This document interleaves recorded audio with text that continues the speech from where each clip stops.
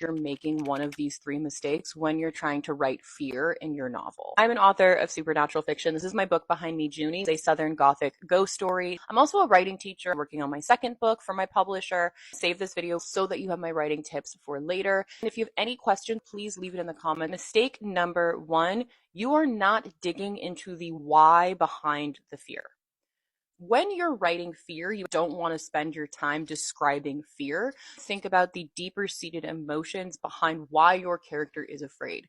So, for example, an underpinning feeling of fear may be anxiety. Beneath anxiety is deeper reasons why your character is anxious self-esteem, worthlessness, a lack of sense of safety. Fear usually has to do with uncertainty or anxiety or some sort of lack of a sense of control.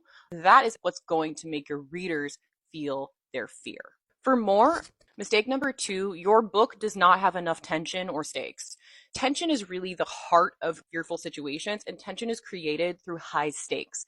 You need to be pushing the limit as much as possible. So, for example, if you have a character who is terrified of taking a test, that should not just be a run-of-the-mill pop quiz that they have once a week, because frankly, who cares? You need to make it very clear that pop quiz is make or break for them because they're failing the class, or you need their final exam that's going to make or break their entire future. My book has high stakes because of the environment. It is set on a plantation in Alabama. My main character is a Black girl on said plantation. I can't say the word of what she is on TikTok, but that situation is inherently dangerous. It immediately creates stakes, which heightens the level of fear throughout. Mistake number three, you're not making your reader feel unsafe.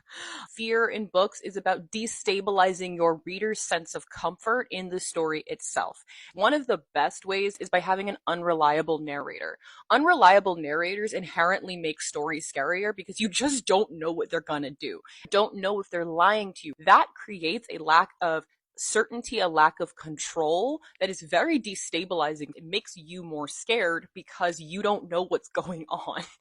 If you don't want to have a character or a main character who is going to be totally unreliable, you need moments in the plot that are shocking, because shock, once again, it's destabilizing.